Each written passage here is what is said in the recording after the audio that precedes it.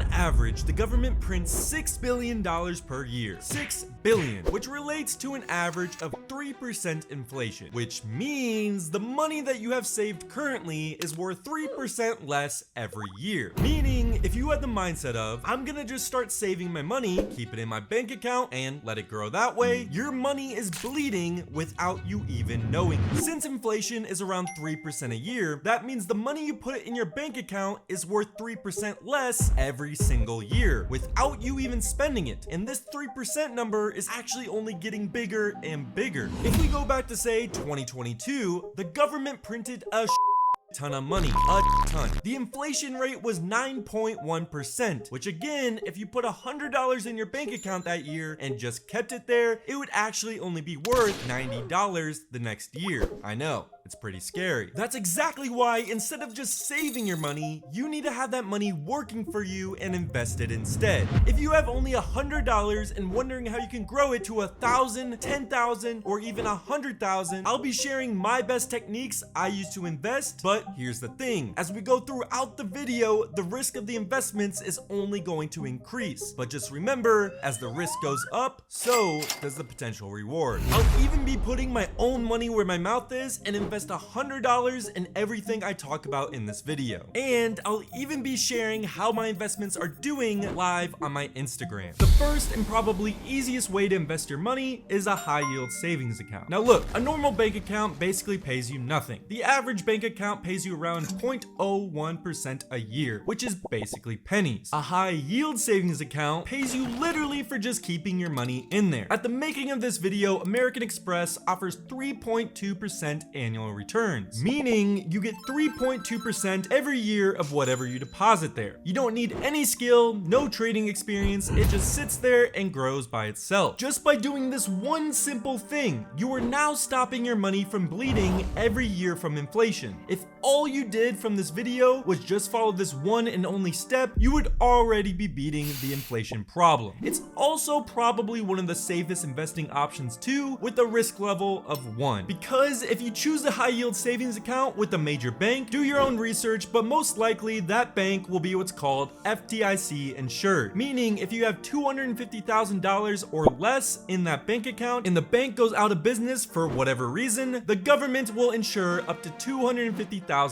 So yeah, it's a pretty safe option. It's not gonna make you rich, that's not the point. The point is you just stop the bleeding. But as we go throughout this video, the profits are gonna get higher and higher. Now, you might be sitting there thinking, how does the bank make money if they are paying you 3.2% every year for depositing money into their bank? The answer, bonds. A bond is basically just a loan to a government. You pay the government up front and they give you a percentage in return later. What a lot of banks do is take the money you deposited, put it in US bonds, which pay a bigger percent than what they are paying you, and just keep the difference. At the making of this video, a 1-year US Treasury bond pays 3.79%, and if you remember, American Express pays you 3.2%. So yeah, that's how they make money. And just like the banks, you too can invest in bonds. Now, there's a lot of bonds to choose from. There's bonds for different countries, bonds for companies, bonds for states, and so forth. All of them pay different percentages, and all of them have different risk levels. What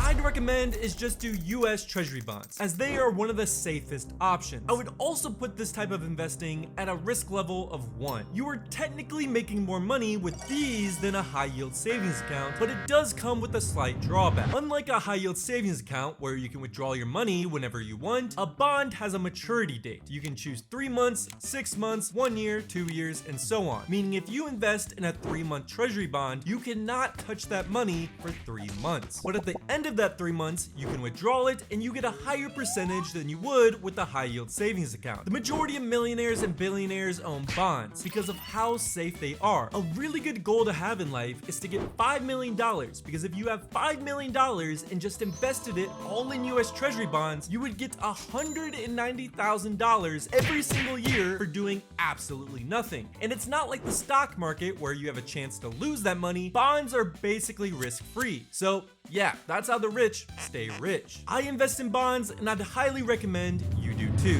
Gold. If you haven't been living under a rock for the past 10 years, you've definitely heard about gold, and there's a reason for that. Unlike money, where the government can just print more of it and it loses value, gold is a natural resource, meaning there's a limited supply of it. If you invested $100 in gold in the year 2000, that $100 would now be worth $1,200 today. Before the dollar back in the day, we actually used gold as a currency. It's a pretty safe way to invest your money, putting it at a 3 out of 10 on the risk scale. The only real risk with gold is opportunity cost, meaning if you invest your money in gold, that means you can't invest that money elsewhere that might have higher returns. The only real time you should be investing in gold is if you think the economy is going to do bad in the near future. Gold performs best when economies are doing bad. So if stocks are going down, usually gold is going up. If stocks are doing good, usually gold is doing bad. Gold is good if you want a way to hedge the market, meaning you want a way to protect yourself just in case the economy does bad. I wouldn't recommend going all in on gold, but it's always nice to have a percentage set aside just to hedge the market in case things go south. There are 2 ways to invest in gold. One, you can go to your local gold shop, buy physical gold like a gold bar or necklace, but I wouldn't recommend this, as usually these store owners raise the price so they can make a profit. So you technically aren't getting your full value of what you purchase. The second way is investing into a gold ETF. I'd recommend this ETF called GLD. Just go onto your broker. I like to use an app called Webull, search GLD, and now you can invest into gold. Now this is where things start to get juicy and we start seeing some really good returns. Index funds. Index funds are one of my personal favorites to recommend to beginner investors because you don't need a lot of skill to do it, and the average gains are still extremely high. An index fund is basically a fund with the largest companies in the United States inside. So think Apple, Facebook, Microsoft, and so on. You basically are investing, say, $100, and that $100 gets divided up and gets put into each one of these companies. Overall, the risk is pretty low because you aren't putting all of your eggs in one basket. Because even if one of the companies ends up doing bad, the ones that do good will average out the losers. The average returns of an index fund are around 10% a year. I'm gonna put index funds at a risk level of 4. The trick is you need to think long term with index funds. Let me blow your mind real quick. If you are 20 years old right now and invested, say, just $27 every single day into an index fund till you're 60 years old, based on average gains, you would have 4.6 million. $27 a day for 40 years doing absolutely no work at all, you would have 4.6 million by the time you retire. That is the power of index funds. The good thing about this, you don't need any experience with the stock market. The trick is you're not trying to time the market and find perfect entries, but you just invest a little amount every single day, no matter if the stock market is going up or down, and just forget that money even existed. Don't even look at that money till you retire. If you invest enough and are patient enough, you could easily become a millionaire with very little risk and basically doing no work at all. All you need to do is find an index fund with low fees. I personally use the index fund called VOO. Just go to your broker like Webull, type in VOO, enter the amount you want, boom, you can now own an index fund. Now we are starting to get into the range of a little more risk, but the returns are now starting to get really, really good. ETFs. Now technically index funds are ETFs, but when I say ETFs for this video, I'm talking about more specific categories. There's ETFs for literally everything. Tech, copper, real estate, literally everything. ETFs are usually a lot safer than picking a single stock because again, you are diversifying across multiple companies. If you do it right, you can make a lot of money if you pick the right ETF. But till this point in the video, we really haven't needed much skill in investing with all the previous examples.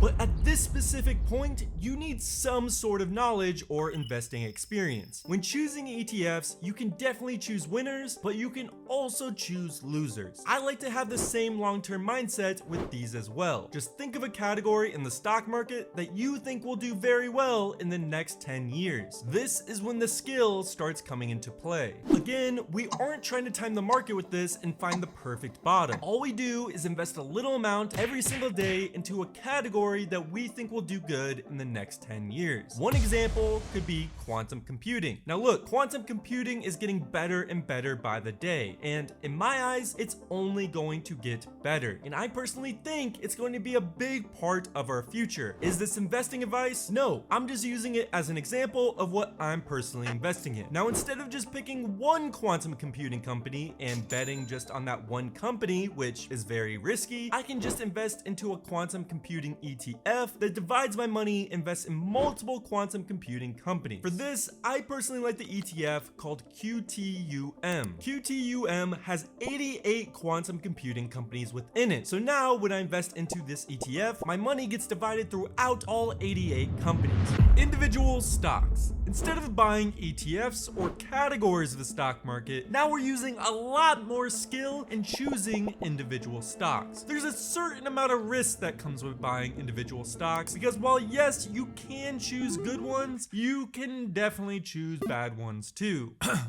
I'm gonna put it at a 6.5 on the risk scale. But if you pick companies well, it has the potential to make you a shit ton of money. For example, the company SanDisk has been skyrocketing recently. It's up 3,700% in a year. That's insane. To put that in perspective, if you invested just $25,000 last year in SanDisk, went on the beach, forgot about it, and did absolutely nothing, that $25,000 would be worth $1 million today in just a year. Yeah, that's insane. But buying individual stocks has a place in my heart because for me personally, this type of investing has performed the best for me in growing my wealth. Last month in April, I had one of my highest performing months in my trading career. I made $247,000 in April by trading individual stocks, with one of my highest performing stocks being AMD. I'm not saying this to brag or show off my wealth.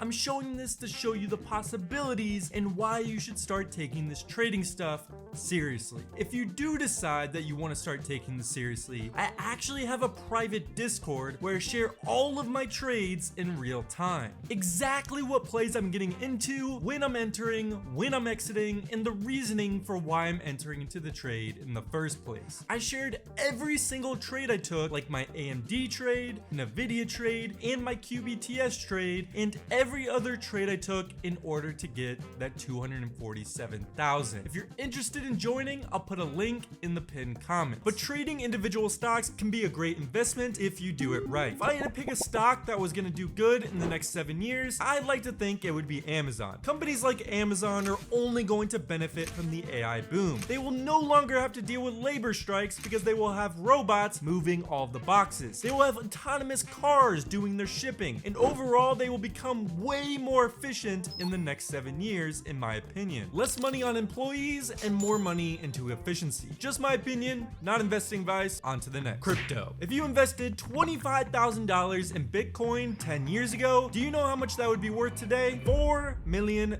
$4 million. I'm gonna put crypto at an 8.5 on the risk scale. Major companies like Microsoft had literal board meetings on whether or not their company should invest into crypto. And sadly, Microsoft's board specifically decided not to do it because of how risky it is. But with more risk does come more reward. There's been plenty of crypto coins out there that have gone up 10,000% or more. I know a ton of people that have made millions in crypto, but crypto is way more risky compared to stocks because of the volatility. Meaning when crypto goes up or when it drops, it does it very, very fast. Honestly, if you trade the major crypto coins like Bitcoin or Ethereum, the risk is a little less because those coins are likely to stay around in the future. But where it starts getting risky is when you invest in altcoins like Fartcoin or Dogecoin. These coins do have the possibility of giving you way higher returns if they do well, but the risk starts coming into play a lot here because the majority of these altcoins don't end up staying around for very long, and they don't just drop 10 or 20%, they usually go all the way down to zero. So you're basically gambling at that point. But if you have a little luck and a little skill, the potential to make a lot of money is definitely there. These are my favorite ways of investing. I'll be sharing how all of my $100 investments are doing on my Instagram as time goes on. One of my favorite quotes is, if you don't have your money working for you, you will be working the rest of your life. If you take anything away from this video, it's that no matter whether it's high yield savings account, index funds, stocks, you need to have your money working for you. And if there's only one piece of advice I could give, it would be start today and not tomorrow.